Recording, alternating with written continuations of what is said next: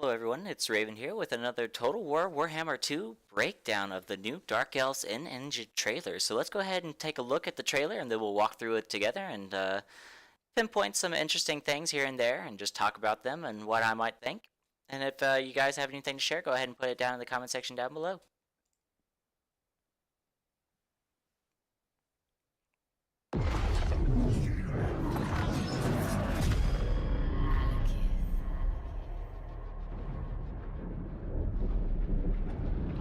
They would brand us unworthy.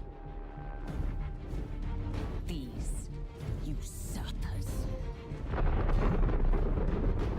For though you have been burned, it only takes a cinder for a phoenix to rise.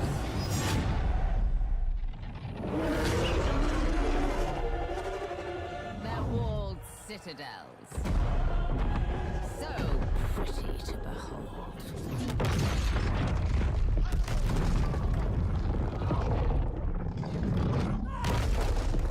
Swiftly! Hurry!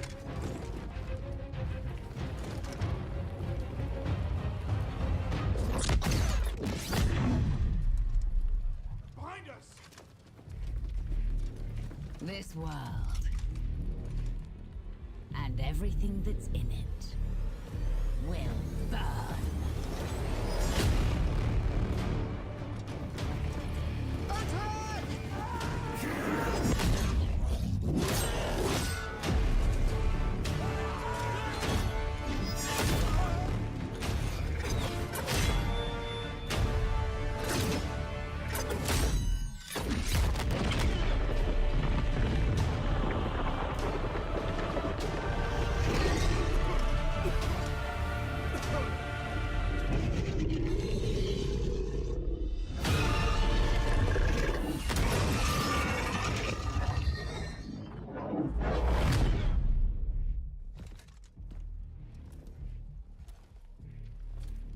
And with these ashes, my son, we have our revenge.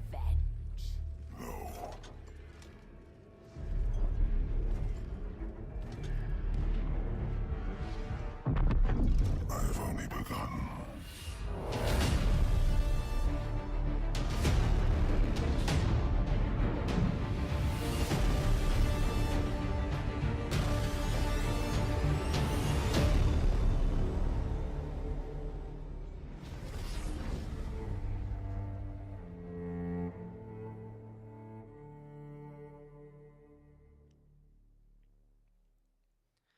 Alright, so that's about it right there. 10 seconds left, but it's just the same screen. So, very interesting trailer right here, and so many awards won at E3. So, very prestigious start for this game already, and it hasn't even been fully released yet. So, very good for them. I'm very excited for this game and what they've done with it so far. Being able to create lots of... I'm sorry, I actually accidentally unplugged something right there with my foot, so that won't happen again. Anyways, I've been very excited with all the trailers coming out with this game so far. Like the Lizardman trailer, the High Elves Let's Play, then this trailer coming out recently, and then all the little Easter egg hunts that they're having us do on the Facebook page for Total War to try and get to, I think, the ultimate announcement of the Skaven. I believe that's going to be the end goal of this, just kind of like a hype creator. Honestly, I just really want them to just go ahead and be like, yes, they're in. Yes, this is what they are, because everyone knows that they are. But, you can't blame them for trying to have fun and, keep doing what they like to do, which is pull bad jokes on Facebook, very good puns and things like that. So, good on them. So let's go ahead and take a look at this trailer together. I'll go ahead and turn down the volume a little bit. Skip forward against a little fluff right here. And,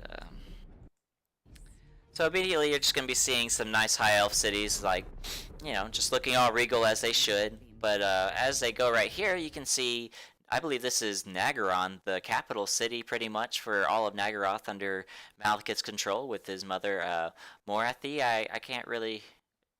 I'm not really sure if that's how you pronounce your name, Morathi, something like that. I'm sorry to all y'all. I know I'm bad at names, but I'm giving it my best shot. So, very good detail on the both of them. I love both of their helmets. Very crazy and twisted and dark and sinister, just like the both of them. I'm very sure snakes and stuff on the both of them.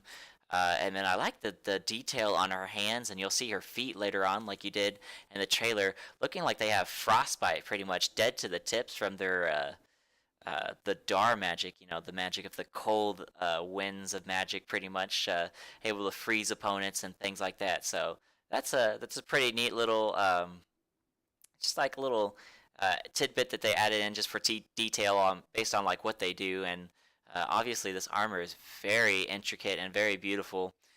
So hopefully we're going to see that she is obviously going to be the more spellcaster oriented of the two. Obviously he is a very good spellcaster in his own rights, but he's going to be focused on that melee combat with his amazing armor. I'm sure it's going to have a very high armor value and a pretty good melee and a defense value in his own rights too. So as you can see in this trailer though, he does not have his shields. He does have the shield at the end right here. So he will come with that shield, I'm sure of it. But as for now, just for cinematic purposes, just to show off, magic coming out of his hands for a more theatric look to him, they went without the shield. So can't knock him for that. I agree. It looks really badass seeing the magic crackle out of his fingertips very powerfully.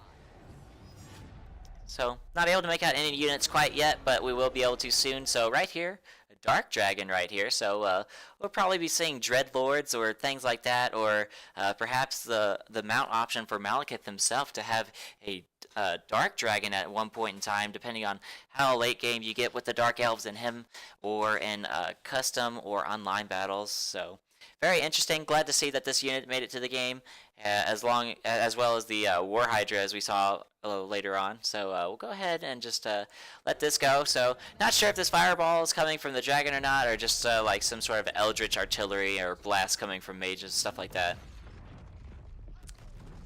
But so sad for these high elves, but not really. They're just kind of like the new Empire getting beat up by everybody, so that's alright, that's somebody's gotta take the fall, and unfortunately it is them, but it is a very cinematic downfall indeed.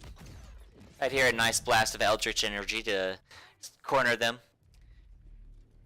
This world and everything. An absolutely stunning start by him, so right here, I just kind of wanted to highlight, as soon as these two swordsmen start charging at him, he just gets all pissy and he says, fuck that, don't fuck with me, Malekith, the Witch Lord, what do you know about me? So right here, not sure if this is a spell or not, but there are several spells in the Dar magic, like the Death Spasm, where bolts of dark energy like erupt from fingertips and cause spasms that are so horrible that the unit actually begins to take damage, and units around them begin to take damage. So I'm not sure if that's what this is, or maybe it's one of the chilling wind spells that they're known for, and it doesn't quite freeze them over but paralyzes their bodies, or maybe it's just a unit ability.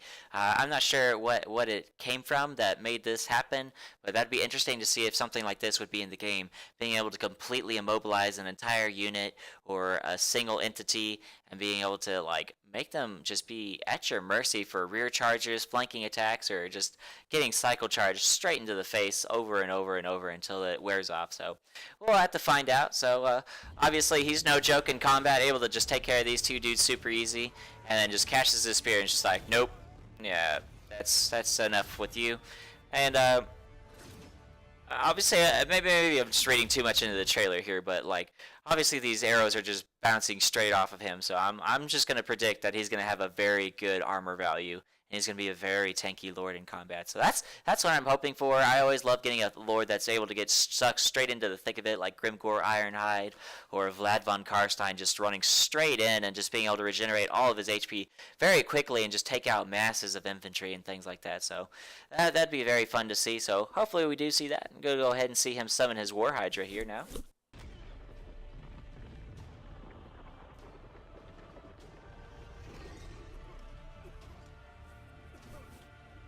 Obviously, this is a very beautiful model here. Terrifying, yes, but very well done. All these mouths being able to breathe fire. So glad to see that its Fury attacks did make it into the game. And I'm very excited to see all the different breath attacks for each of the different dragons, like the Forest Dragon, getting its breath attack, being able to put units to sleep or corrode their armor and things like that. I'm so excited to see what everything gets, like the Terrorgeist too. Hopefully the Terrorgeist doesn't get left out with its crazy shriek attack that it has from the tabletop. So hopefully, that they don't forget all the units from Warhammer 1 and do update them. I know they were talking about dragons, but specifically the Terrorgeist and other units like that, if they have any kind of breath attack, it'd be nice to see them added into the game. So now that we've seen pretty much all of that, we're going to go back a little bit over here. We're going to look at some fighting in this courtyard as soon as this dragon's done swooping down out of the sky, and pinpoint a few units. So right here, look at this. You can see the War Hydra is actually shown quite early on in the trailer. It's shown very briefly though, so you might have missed that. And then down here you can see some Cold One Knights fighting against what seems to be Spearmen. I can't quite make it out. And then over here, this could be either Dread Spears or High Elf Spearmen.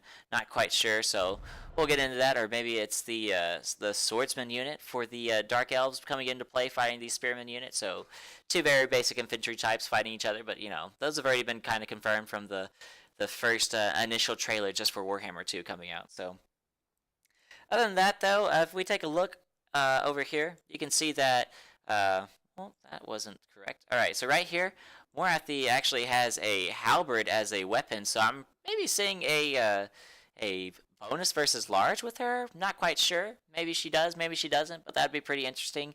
Nice to always see a halberd unit, though. I love halberd units in this game. Armor piercing, very defensive, but capable of doing quite good damage as well, depending on what target they're actually fighting against. So hopefully she actually gets her special mount option, the Dark Pegasus, so that'd be pretty cool.